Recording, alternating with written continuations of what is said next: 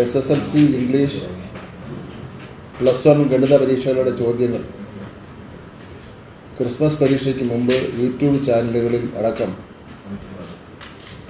പ്രത്യക്ഷപ്പെട്ടതുമായി ബന്ധപ്പെട്ട് പൊതുവിദ്യാഭ്യാസ ഡയറക്ടർ, സംസ്ഥാന DGP, സൈബർ സെൽ എന്നിവർക്ക് പരാതി നൽകും. +1, +2 ക്രിസ്മസ് മോഡൽ പരീക്ഷകളുടെ ചോദ്യപേപ്പർ SCERT വർക്ക്ഷോപ്പ് നടത്തിയാണ് നിശ്ചയിക്കുന്നത്. 2 സെറ്റ് ചോദ്യപേപ്പറുകളാണ് തയ്യാറാക്കുക. അതിൽ 1 സെറ്റ് തിരഞ്ഞെടുത്ത് സംസ്ഥാനത്തിന് പുറത്തുള്ള കോൺഫിഡൻഷ്യൽ പ്രസ്സിൽ പ്രിൻ്റ് ചെയ്ത് അവർ തന്നെ 14 ജില്ലാ കേന്ദ്രങ്ങളിൽ എത്തിക്കുകയാണ് ചെയ്തത്. അവിടെ നിന്ന് പ്രിൻസിപ്പൽമാർ ഇത് കളക്ട് ചെയ്യും, ശേഖരിക്കുകയാണ് ചെയ്തത്. 8, 9, 10 ക്ലാസ്സുകളിലെ ചോദ്യപേപ്പറുകൾ വിവിധ ഡയറ്റുകളാണ് തയ്യാറാക്കുന്നത്. അവിടെയും 2 സെറ്റ് ചോദ്യപേപ്പറുകളാണ് തയ്യാറാക്കുന്നത്. അത് 1 തിരഞ്ഞെടുത്ത് SSK വഴി പ്രസ്സിലേക്ക് പോവുകയാണ് ചെയ്യുന്നത്. പ്രസ്സിൽ നിന്നും വിവിധ BRCകളിലേക്കും അവിടെ നിന്ന് സ്കൂളുകളിലേക്കുമാണ് പോകുന്നത്. 1ാം ക്ലാസ് മുതൽ 7ാം ക്ലാസ് വരെയുള്ള പരീക്ഷാ പേപ്പർ SSK വർക്ക്ഷോപ്പ് സംഘടിപ്പിച്ച് 2 സെറ്റ് തയ്യാറാക്കുക. അതിൽ 1 തിരഞ്ഞെടുത്ത് പ്രസ്സിലേക്കും തുടർന്ന് പ്രിൻ്റ് ചെയ്ത് BRCകളിലേക്കും വിതരണം ചെയ്തു. ഇതിനേക്കാൾ കഷ്ടമായ രീതിയിലാണ് പൊതുപരീക്ഷകൾ നടത്തുന്നത്. ഹയർ സെക്കൻഡറി 2ാം വർഷത്തിന് 5 സെറ്റ് ചോദ്യപേപ്പറുകളും SSLCക്ക് 4 സെറ്റ് ചോദ്യപേപ്പറുകളുമാണ് തയ്യാറാക്കുന്നത്. സംസ്ഥാനത്തിന് പുറത്തുള്ള കോൺഫിഡൻഷ്യൽ പ്രസ്സിലാണ് പ്രിൻ്റ് ചെയ്തത്. SSLC ചോദ്യപേപ്പറുകൾ DEO ഓഫീസുകളിലേക്കും +2 ചോദ്യപേപ്പറുകൾ പരീക്ഷാ സെൻ്ററുകളിലേക്കുമാണ് എത്തിക്കുന്നത്.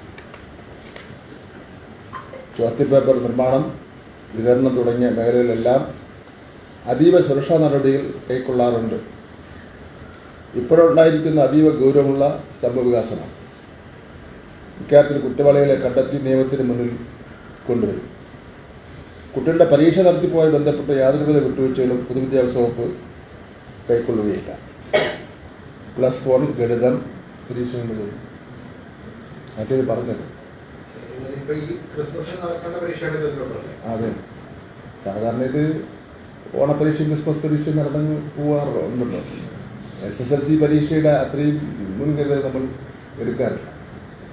ഇത് ഈ ചോദ്യപേപ്പർ തയ്യാറാക്കുന്നത് അധ്യാപകർ, വിതരണം ചെയ്യുന്നത് സ്കൂളിലെ HMമാരും ടീച്ചർമാരും. അവരറിയാതെ ഈ ചോദ്യപേപ്പർ ഒരു കാരണവശാലും പുറത്തു പോകാൻ വേണ്ടി പാടില്ല. അപ്പോൾ ഇതൊരു നമ്മുടെ പൊതുവിദ്യാഭ്യാസ മേഖലയിലുള്ളൊരു വെല്ലുവിളിയാണ്. ഇത് പ്രസിദ്ധീകരിക്കുന്ന യൂട്യൂബ് ചാനലുകാരും അതുപോലെ തന്നെ സ്വകാര്യ വൻ ട്യൂഷൻ സ്ഥാപനങ്ങൾ അവർ മനസ്സിലാക്കേണ്ട അവർക്കൊരു താൽക്കാലികമായിട്ടൊരു ലാഭം കിട്ടുമായിരിക്കും. ആ ലാഭം മാത്രം നോക്കി ഇത്തരത്തിൽ ഒരു കാര്യങ്ങൾ ചെയ്യാൻ വേണ്ടി പാടില്ല. അത് ഒരു കൂസലുമില്ലാതെ യൂട്യൂബ് ചാനലിൽ നിന്ന് തന്നെ പറയുക.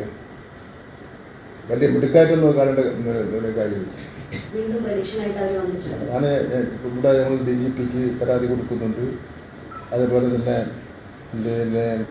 മറ്റ് അന്വേഷണ ഏജൻസികൾക്ക് പരാതി കൊടുക്കുന്നുണ്ട്. എല്ലാം ഞാൻ വെളിപ്പെടുത്തുന്നില്ല. തിങ്കളാഴ്ച വൈകുന്നേരം 4 മണിക്ക് വിദ്യാഭ്യാസ വകുപ്പിലെ ഉന്നത ഉദ്യോഗസ്ഥന്മാരുടെ യോഗം എൻ്റെ അധ്യക്ഷത ചേരുന്നുണ്ട്.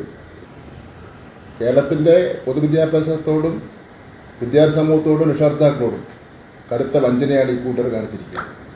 കേവലം ചെറിയ സാമ്പത്തിക ലാഭത്തിന് വേണ്ടി മാത്രമാണ് ഈ കാര്യങ്ങൾ ചെയ്യുന്നത്. ഒരിക്കലും ചെയ്യാൻ പാടില്ലാത്ത കാര്യമാണ് ചെയ്തിരിക്കുന്നത്. നമ്മുടെ ഒരു SSLCക്കാണെങ്കിൽ പരീക്ഷയ്ക്ക് എൻ്റെ കഴിഞ്ഞ ഈ വർഷം മന്ത്രിയായ ശേഷമുള്ള അനുഭവം വളരെ ജാഗ്രത നമ്മൾ പാലിക്കാറുണ്ട്. അതായത് ഇതേപോലെ തന്നെ 4-5 സെറ്റ് ചോദ്യപേപ്പറെല്ലാം തയ്യാറാക്കി അതിൽ നിന്നൊന്ന് സെക്യൂരിറ്റി പ്രസിൽ കൊടുത്ത് അത് പക്ഷേ പോലീസ് പ്രൊട്ടക്ഷനോട് കൂടി വന്ന് രഹസ്യമായി സൂക്ഷിക്കും.